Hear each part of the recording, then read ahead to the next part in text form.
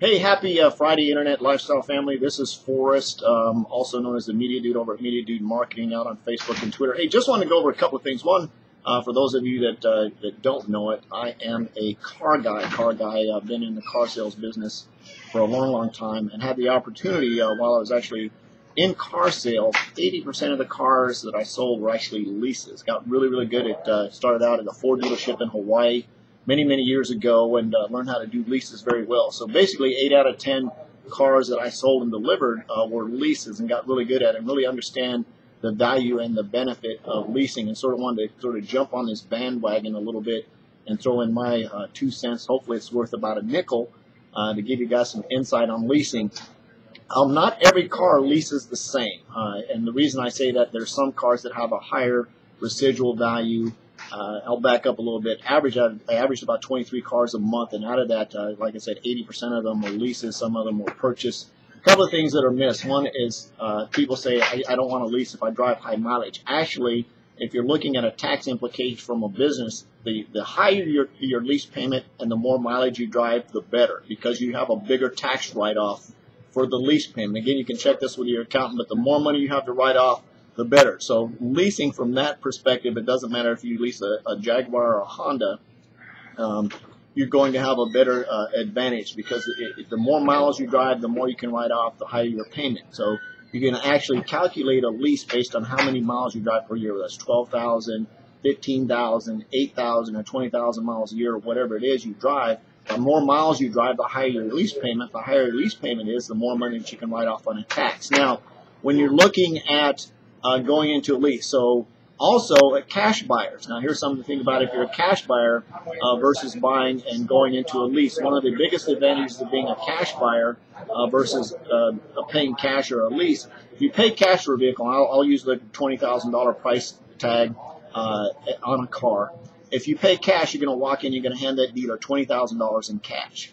If you lease that same $20,000, if you lease that same vehicle, if you do say upfront payment, a lot of leasing companies, Honda, GM, Ford, will do what they call a one-time pay or one-pay lease, where you pay all 36 of your lease payments up front. The advantage of that is, say, for example, your 36 lease payments, and we'll just use half, 10 would be $10,000. You'd only commit to $10,000 worth of lease payments, and a lot of times you do the upfront lease payments, you actually pay less versus paying it over a monthly time frame, and you can calculate that out when you sit down with the finance person at the dealership. So you pay that $10,000, you now have that $10,000 cash that you can put, and this is for cash buyers, that you can actually put in the bank and save for later. You can get interest on it, whatever little interest there is out there nowadays, you can have interest in it. The cool thing about the lease is at the end of that 3-year term, if you go with a 3-year term, the reason I bring up a 3-year, most people keep their car for about 37 months. So your 36-month lease is usually an optimum lease. Some of them are 39-month is a really good lease term to go into. So this depends. You have to let them do the money factors and lease factors, and we'll get into that here in a second. But the biggest advantage of that is at the end of that 36-month lease term, you have options. One, your option is you can bring that vehicle back and you can completely walk away from it. And some people say, well, what if I go over my mileage? Most leases, for example, on a Honda, you're only at 15 cents a mile, and you'll have to check that. Each individual manufacturer is different because they have different lease and residual values. I'll get into that in a minute. But you need to look at it. Typically, it's 15 cents a mile. So even if you went 10,000 miles over, you'd only be upside down or need to come up with $1,500. A lot of lease companies, if you come in and turn that lease in early and you roll into another lease, they'll absorb that mileage overage. Also, if you go over mileage and you're in a business, again, you're looking at making that tax payment write-off. It's a tax benefit there. And again, check with your accountant. Don't take my word for it. But check with that in terms of a lease write-off. So to sort of summarize where I'm at so far, the higher your lease payment, the better. If you drive high mileage, lease is perfect for you. If you're a cash buyer, lease is perfect for you. You don't have to commit all your cash right now. Going back to the cash buyer, at the end of that 3 years, you now have options. If you absolutely love that vehicle, the leasing company or the manufacturer will tell you at the point of purchase how much you can buy that car for at the end of that lease. You can walk in and pay your other $10,000 on that vehicle if you sold. Or if you come in and you appraise it and you find out the car, say for instance when Toyota had their brakes go out and the big thing, the value of Toyota's just plummeted, you wouldn't pay, and you'll get the car appraised just like you would on a purchase. And if the car is only, say, worth, say they tell you, $10,000, but it's only worth $8,000, there's not a person on this that's listening to this video that would pay $10,000 for an $8,000 car. You turn it in, you walk away from it, and you don't have to worry about being upside down like you would on a standard purchase. So that's sort of benefit number 2. Cash buyer, you have your options. You can turn it in, walk away from it, continue to pay on it, keep it, and pay the rest of your cash. Or now, here's the cool thing about it. If you're a cash buyer, you take that second $10,000 that you saved on the first car, and let's say you want to go, let's say your first car, you bought a sedan, you get married, you have some kids, and you need to, or you bought a car, and you need a van. Now you can take that second $10,000 and now upgrade to a van. You're in a brand new vehicle. Your warranty is started over at 0. You can start the tax thing over again, so you have a bunch of benefits there. Speaking of taxes, in most states, in most cases, like here in Missouri, you only pay tax on the amount of money that you use. So on a purchase, if you purchase a car for $20,000, you're going to pay your sales tax on $20,000.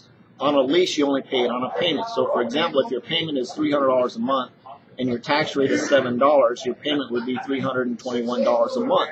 So you're only paying tax on the payment. You're not paying tax on the entire purchase price of the vehicle. So you're saving money on your tax.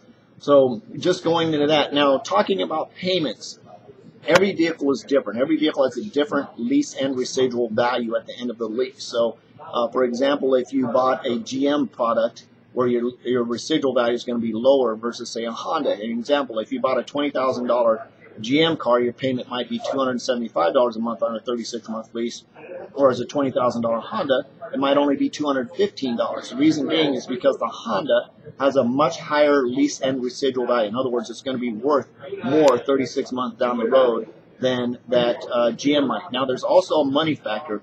Leases are calculated on a money factor, not an interest rate. There's a money factor attached to that.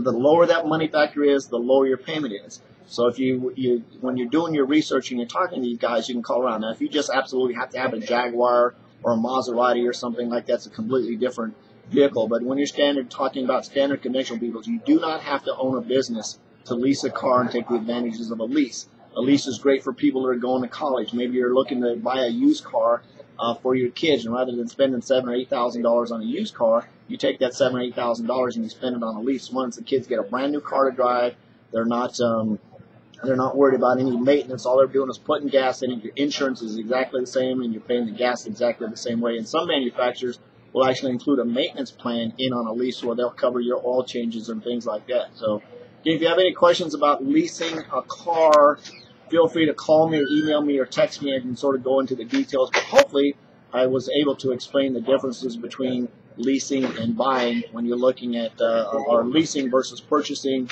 Again, this is Forrest out here in St. Louis. If you have any questions, just give me a call. Again, I am a car guy. I've been sold plenty cars on leases and purchase. So hopefully I'll get a chance to talk to you guys. Thanks again for listening, and good luck in your car purchase or lease if you decide to go that way.